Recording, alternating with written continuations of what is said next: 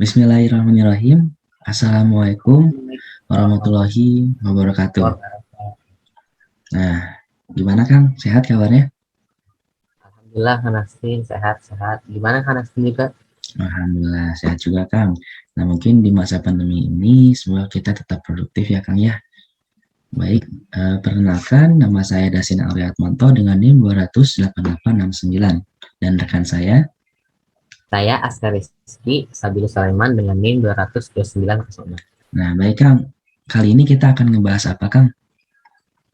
Untuk kali ini kita akan membahas algoritma priority scheduling nih Kak Nastin dari sistem operasi tentunya. Nah, untuk penjadwalan CPU berarti ya Kang ya.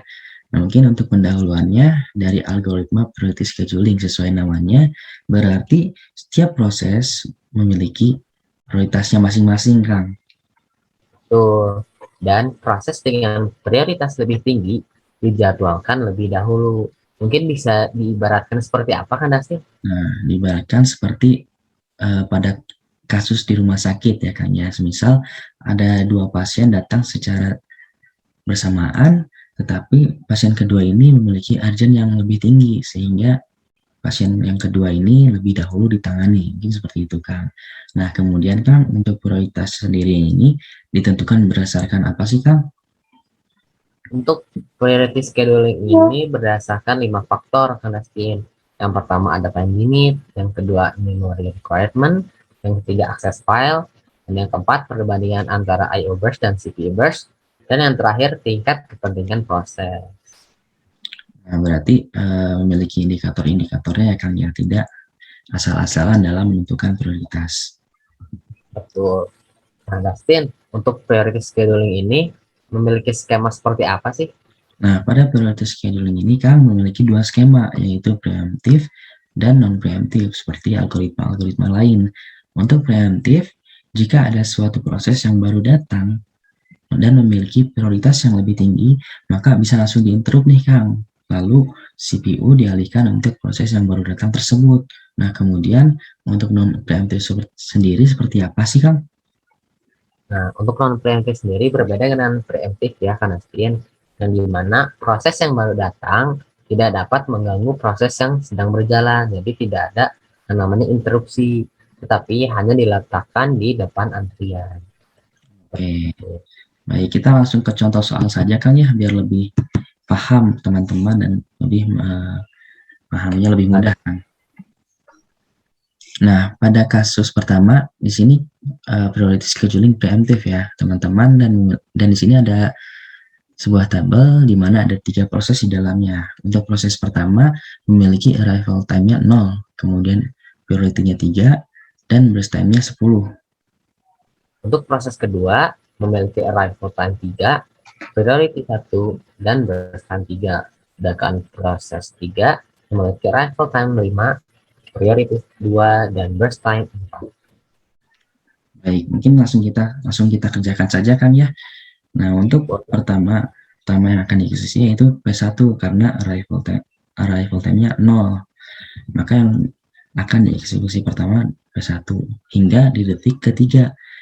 Pada detik ketiga ini datang proses kedua sehingga langsung diinterrupt oleh proses kedua. Nah, Kak Nastin, mengapa proses 1 tidak diselesaikan terlebih dahulu? Kan memiliki burst time 10.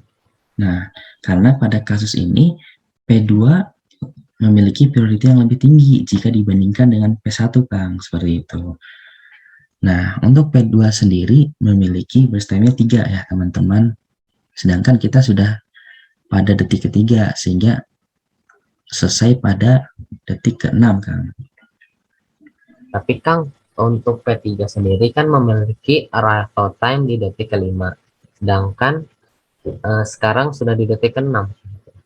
Nah, kenapa tidak diinterrupt ya Kang ya? Nah, karena P3 sendiri ini juga memiliki prioritas yang lebih kecil jika dibandingkan P2. Sehingga untuk P2 sendiri kita selesaikan terlebih dahulu. Gitu Kang. Baik.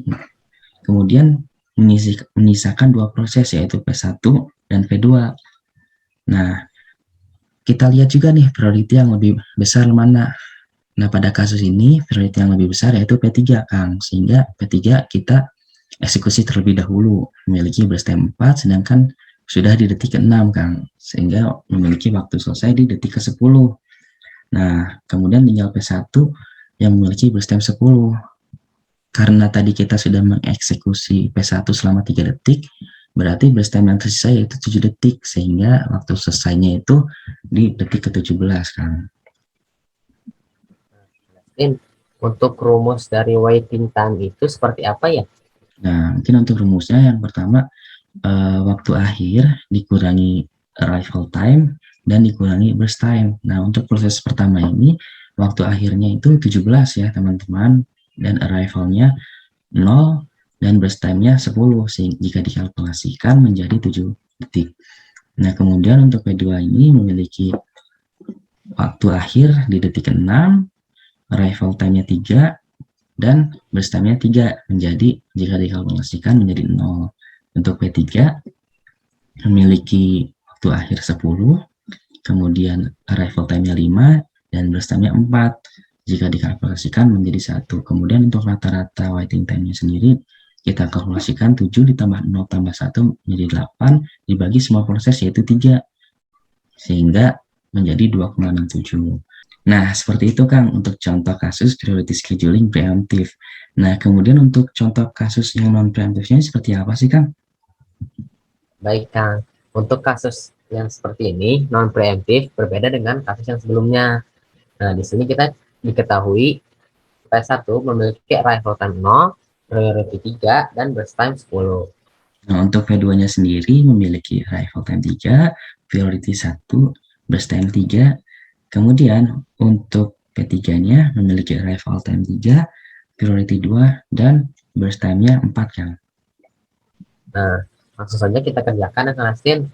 Nah, untuk P1 sendiri memiliki arrival time di detik yang 0 dan memiliki burst time 10, maka selesai di detik 10.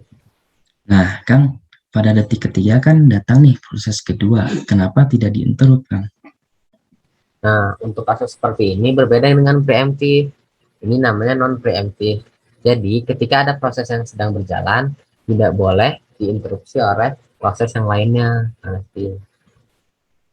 Nah, selanjutnya kita ke P2. P2 memiliki arrival time 3 dan burst time-nya 3, sehingga selesai di detik ke-13. Nah, Kang, pada kasus ini kan P2 dan P3 arrival time-nya sama-sama 3 nih, Kang. Kenapa pada kasus ini akan lebih memilih mengeksekusi P2 terlebih dahulu?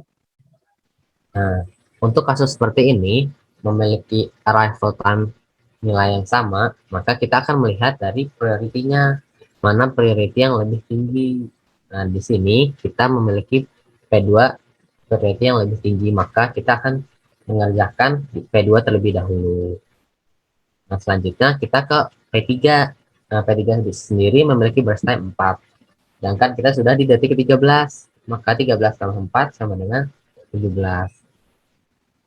Nah, Kang, untuk menghitung waiting time itu seperti apa ya, Kang?